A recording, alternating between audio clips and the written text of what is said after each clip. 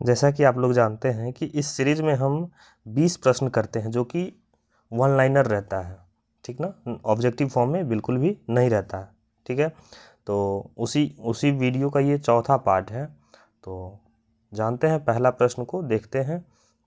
पहला प्रश्न है, क्रोमोसोम की संरचना में कौन कौन भाग लेता है? चलिए बताइए, क्रोमोसोम की संरचना में कौन कौन भाग लेता है, बताएंगे। क्या हो जाएगा इसका सही आंसर?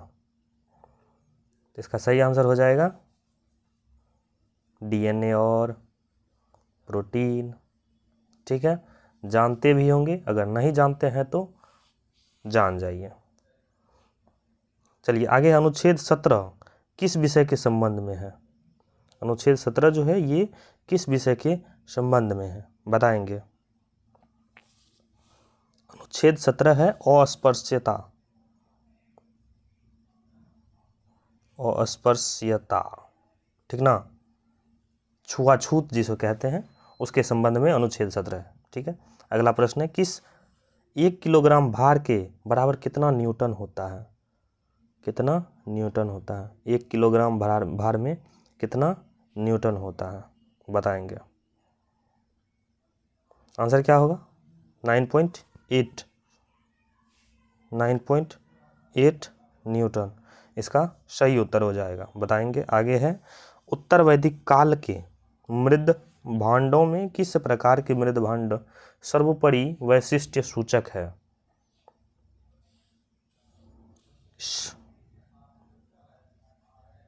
बताएंगे। उत्तर नीचे भी मिल जाएगा जिसको हम अंतिम में दिखाएंगे, लेकिन अभी फिलहाल इसका उत्तर बताएंगे क्या हो जाएगा। तो इसका लिख लेंगे, इसका आंसर हो जाएगा चित्रित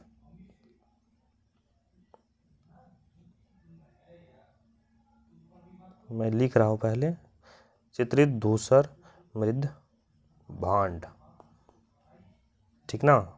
आगे देखिए, मुक्तेश्वर मंदिर कहाँ है, बताएंगे। साधारण प्रश्न है स्टैटिक का। मुक्तेश्वर मंदिर कहाँ स्थित है, बताएंगे।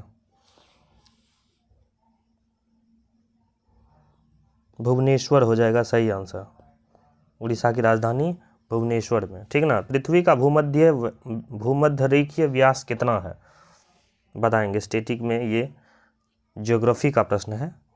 पृथ्वी का भूमध्य रेखीय व्यास क्या है, जल्दी बताइए।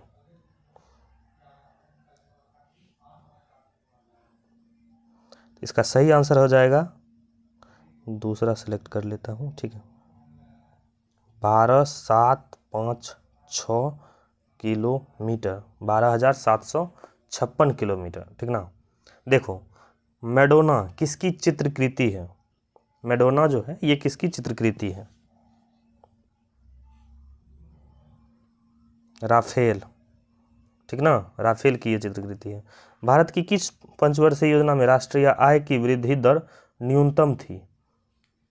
किस पंचवर्षीय योजना में राष्ट्रीय आय की वृद्धि दर जो था वो बहुत ही कम था, यानी कि न्यूनतम था, बताएंगे।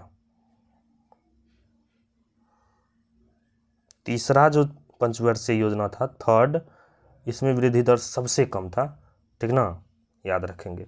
ऋग्वेद में किस अपराध का सबसे अधिक उल्लेख किया गया है, बताएंगे। ऋग्वेद में सबसे ज्यादा किस अपराध का उल्लेख किया गया है? सही आंसर क्या हो जाएगा? पशुओं की चोरी,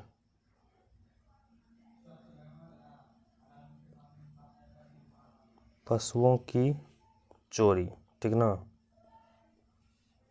अगला प्रश्न देखेंगे, साइलेंट वैली किस राज्य में है? साइलेंट वैली कहाँ स्थित है? केरला, ठीक ना, केरल इसका सही आंसर हो जाएगा, बताएंगे। अगला प्रश्न, जब दो इलेक्ट्रॉन एक ही कक्ष में होते हैं तो उनमें क्या पाया जाता है?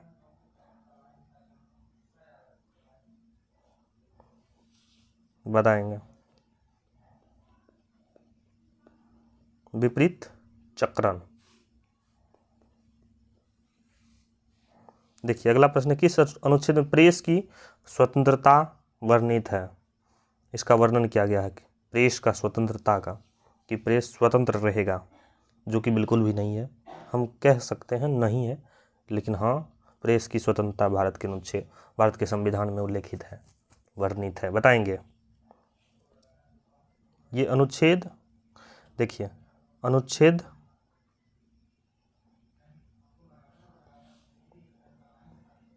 19 का एक जो है, इसमें प्रेस की स्वतंत्रता के बारे में लिखा गया है, ठीक ना। ये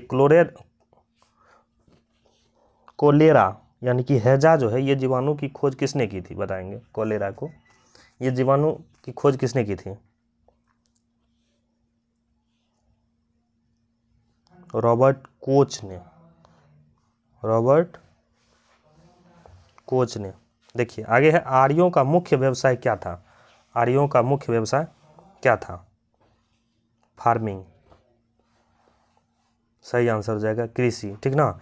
चैत्य किस धर्म के अनुयायियों की पूजा स्थल है? चैत्य जो है यह किस धर्म के अनुयायियों का पूजा स्थल है? बताएंगे जल्दी।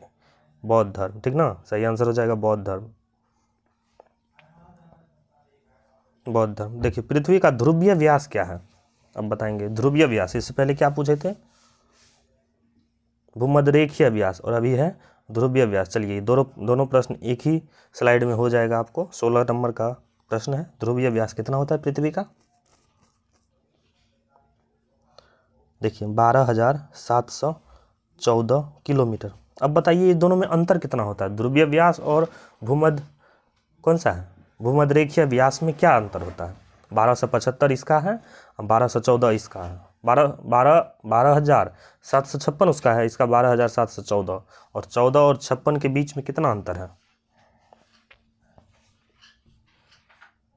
42 किलोमीटर का। ये भी प्रश्न पूछा जाता है कि भूमध्यरेखीय व्यास और ध्रुवीय व्यास के बीच में कितने का अंतर है, ठीक ना। तो ये भी पूछा जाता है, तो इस चीज़ को भी ध्यान में रखेंगे। अगला प्रश्न क्या है?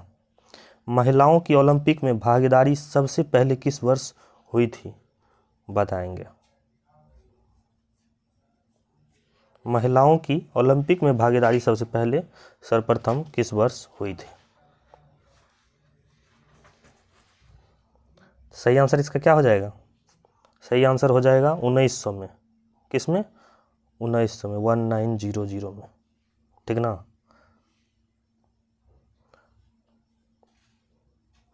योजना अवकाश के कारण कौन सी पंचवर्षीय योजना देर से प्रारंभ हुई थी? योजना अवकाश के कारण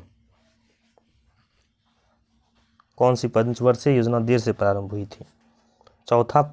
फोर्थ पंचवर्षीय योजना जो था ना, यही योजना अवकाश के कारण देर से प्रारंभ हुआ था। देखिए अगला प्रश्न क्या है? पुलकेशिन द्वितीय ने हर्षवर्धन को पराजित कर कौन सी उपाधि धारण की थी? ठीक ना, परमेश्वर की। चलिए आगे बढ़ते हैं, अगला प्रश्न और अंतिम प्रश्न। बौद्धों का तांबो मठ कहाँ स्थित है? बताएंगे। बौद्धों का जो तांबो मठ है, साधारण बात है, तांबा मठ कहाँ स्थित है? बताएंगे। तांबा मठ जो है, तांबो मठ, ये कहाँ स्थित है? सही आंसर क्या हो जाएगा? बताएंगे हिमाचल प्रदेश। और ये अंतिम प्रश्न रहा।